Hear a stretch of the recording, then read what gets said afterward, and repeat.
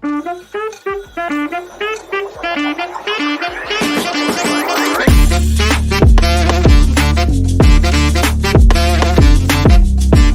guys, this is Pankaj and welcome back to the GullyCricket Showdown. The Super 8 stage tested composure, it tested depth, it tested nerves, and now we are down to four. South Africa versus New Zealand, that will be our semi-final number one, and India versus England, the semi-final number two. So no safety net, no second chances now. Mukul, let's break it down. Let's talk about the last last night's match first. I think that's a good place to start. Sanju Samson, again, for us, he's a Rajasthan Royals legend. We can call him that. I think he has been fantastic for a long time. So we knew he had that sort of innings in him. But to do it at that stage at a very crucial time, I think it's a big boost for India as well. In terms of how the batting has gone in the last 3-4 matches. Yes, 100%. And it's become like a old school ODI tournaments where there used to be quarterfinals, semi-finals, and finals. Similar approach for India, and the schedule was set up like that only. You can afford to lose like maximum one match, and maybe not. This time if the run rate would have been if West Indies would have beaten South Africa, then maybe even winning both matches would not have been enough. So Sanju Samson has been really good, as they keep shouting justice for Samson for I don't know how many 10 years now, and he's still fairly young to my surprise. So that tells you that he came very early into cricket, been playing for IPL I don't know 10 years now, domestic cricket also. So he is a fantastic player. Nobody disagrees with that. That's why he's in the team. But he is inconsistent. That's his problem, and that still is still is there. His inconsistencies are still there. I would be very honest, and that I'll be very surprised if he performs in both the remaining matches. Not to this extent, getting a good 30, 25, still good enough at T20. I'm not saying if you get a 10, 12 ball 30, that's really, really good. Yeah. So if he does that, that's great. And I think he's capable of doing that. He will definitely be able to do that. Hit a couple of sixes, in the Zimbabwe match also, because of his 24, 25 running innings.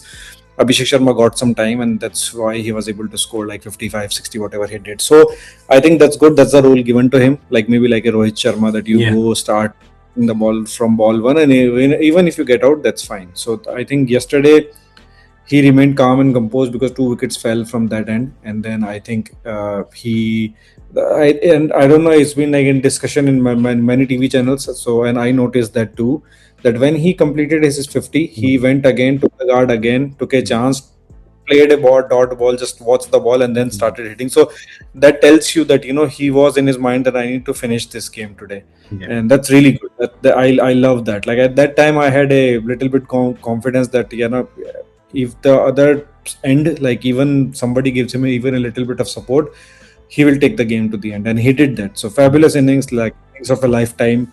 Kudos to him. Yeah, I think that was called in the commentary as well by Dinesh Karthik, him resetting himself at around that 50 marker. Let's talk about South Africa as well. I think they have been fantastic so far. Of course, crushed every opponent so far. 3 games, 3 wins in Super 8. Before that, only 1 game has been very close against Afghanistan, but they have picked up their form as well. What do you make of their chances as well now to win the trophy? And it does seem like they will be the first finalist, although you can never count out New Zealand. Yes, I think they have played against New Zealand twice already, I think now, or just once maybe. Yeah, just once. And I think they were in the same group, and Markram scored a good 80 something and then easily beat New Zealand. The good part about South Africa is it's being treated as their home World Cup because they are not changing venues. So it's less travel, less stress, less these little things you need to go to another ground, recalibrate, travel, pack your bags, go to the hotel, travel, these little things matter a lot. For them, it's just like a home ground. They're sitting there, just going to the hotel, coming back, playing in the same ground, same conditions, weather and things. So, for semis, they have to travel to Kolkata. So, it will be a first big change for them. But again, like I said, South Africa is looking very dangerous. Obviously, New Zealand is never down and out until they actually are. So it's a different ground, and I think that will make a huge difference. In Kolkata, we saw it's a high scoring ground yesterday, the kind of match happened. So, I mean, and New Zealand does not have any lack of hitting abilities, so it will be interesting. But if South Africa does make it, which is looks likely they will, then I think, yeah, the final again is in Ahmedabad. So it will again be too favorable for them if they do make it. But again, you can never count New Zealand out at a different venue, different conditions. If there is a little bit spin, like, if South Africa is bowling second, and New Zealand is chasing, due factor, pitch getting better, there will be pressure, So, and South Africa, when it comes to crunch moments, we know they are bound to choke. So, until now, it was bilaterals and everything, like, group stages, so it's fine. But now was the real deal. Like, if you lose, you are out. So, that will make a pressure game. So, so let's see. Yeah, so far nothing to lose. I think that's quite right. What have you made of New Zealand's tournament so far, though? Of course, a draw. No one expected that. Did lose to England, so they only won one match in the Super 8 stages, but that was enough for them to qualify. Again, we all keep saying, and I think it has been said way too many times, that you can't count New Zealand out until they are out, as you said earlier on as well. But this tournament has been quite slow for them, and not expecting any surprise. I think they could be the ones to get out of this tournament first. Yeah, people are counting New Zealand down and out, like I said, and because of their performance in the tournament just before the series, also, like, but said that, like, that England match costed them just because of 1 over. Like, they gave Glenn Phillips and that was the thing. So I think if New Zealand is chasing in Kolkata, I think I will give them a little bit. Like, even if the score is like 180, 190, I will give them the benefit, because you saw how the pitch was. And, like, if you know a target, there is scoreboard pressure, I agree. Yeah.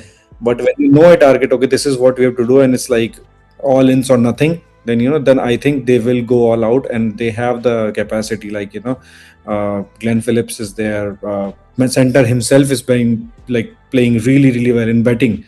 In fact, he's batting much better than his bowling. So that's like McConchie was also like fabulous against I think England only. So it's not you cannot count them out. So I think Rachin Ravindra is yet to come to the party. So we will see, but I think it will heavily depend on the toss. And it's when knockouts are there, I think the past experience says that you favor New Zealand a little bit more as compared to South Africa. South Africa is more bound to choke, and New Zealand is more bound to play out of their skin when they have nothing to lose. So it's a reverse. So that could make a huge impact. Obviously, South Africa in this tournament particularly has been playing absolutely amazing cricket, but they have done that so many times in the past. Like 2015 World Cup totally belonged to South Africa, the ODI World Cup, but they were out because of New Zealand in a semi-final, where I think Grant Elliott played like a fabulous innings. Like, no one expected him to, but he took New Zealand out. That World Cup belonged to South Africa, if you ask me. Yeah. So yeah, I mean, let's see how it goes. Yes. Can I get an official prediction on that one then, so that we can touch on the semi-final number 2? Yeah, I mean, see, I know it's South Africa, like, everything if you think from the mind, everything says like it's South Africa. There's there's no doubts in that. But, in my heart, I think New Zealand will take it. Seriously, it could be, if I have to bet, I would probably go by obviously in my brain, but it's the same thing as you make a fantasy team. Like, if I have to make, I'll make 10 teams favoring like South Africa, but I'll still make like 3 favoring New Zealand heavy. Like, if New Zealand wins, then that's what it's just a feeling then, I think. Yeah. And again, as you said, the toss will play a big part as well. We saw yesterday the due factor coming in, and India was batting pretty well as well in the death over. So that was there. Now, talking about semi-final number 2, England versus India, matchup we have seen far too many times in semi-finals now. It's the 3rd time in a row. England has been pretty good, and one particular player, Will Jacks, has been pretty spectacular so far. 4 player of the matches for him in a lot of 5-6 matches for England. So he is the standout performer.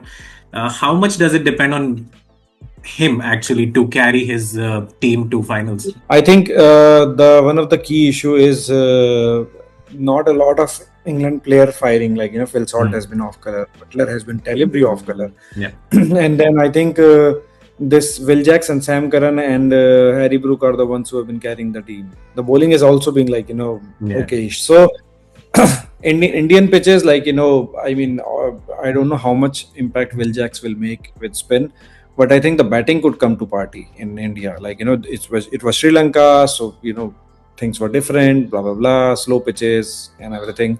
But I think once you are in India, the semi-final is in Mumbai, so I mean, if you look like that, then I think fortune and logic favors India in Mumbai. Like Hardik Pandya's home ground, Bumrah's home ground, Surya So is Kumar Will Yadav's Jacks home though. ground. Yeah, Ishan Kishan's home ground. I know, but Yeah. they have been playing for so Correct. long.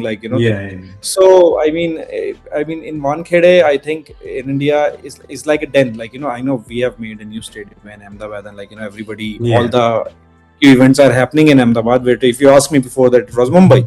Yeah. So Wankhede has been like a solid den for India. So I mean, I will be surprised if India, especially if they are chasing, they lose. But England has been sort of a team who has been just somehow making it to the next stages. So far, if you ask me, squad wise, if you look even the performance wise, England has been the weakest of the four who have qualified. To be honest with you, just a couple of outstanding performances have been taking them, into the next stages. So against Nepal, Sam Curran bowled a beautiful over. Even against Italy, like Will Jacks and Tom Benton somehow got them through. Against Scotland, the same thing happened. Against West Indies, they lost. Against what this Pakistan, Harry Brook gave one magnificent innings and then they made it through. So it's been hard on England. So I mean, but in Mumbai, they have to first time they have to travel. They have been playing all their matches in Sri Lanka, so it Yeah. was all good for them. Now they have to travel, change of environment, pitches, public, so there will be pressure, but I think it will be good for some players who have been out of form. Like Josh Butler can 100% come to the party. You can only keep these big players quiet for so long. Yeah. But against, we have a good bowling lineup. I'm actually a little bit, I don't rate Harry Brook very high, to be honest with you. But because he's just like you can say, like the word has been going on a slogger, so but he sweeps really well. So I think Varun Chakravarti could be dangerous for England, for English players, but Harry Brook sweeps very well, so maybe that will be concerning. But I think Bumrah and if we play Kuldeep Yadav to some extent, I doubt it, they will change the team. But if they do, that could be threatening for English players. But yeah, I mean, it will depend on the bowling. I think if we can get rid of Harry Brook and continue to keep quiet Phil Salt and Josh Butler, India has a very good chance. And one more prediction which I did yesterday in my friends group only, where we play just for fun.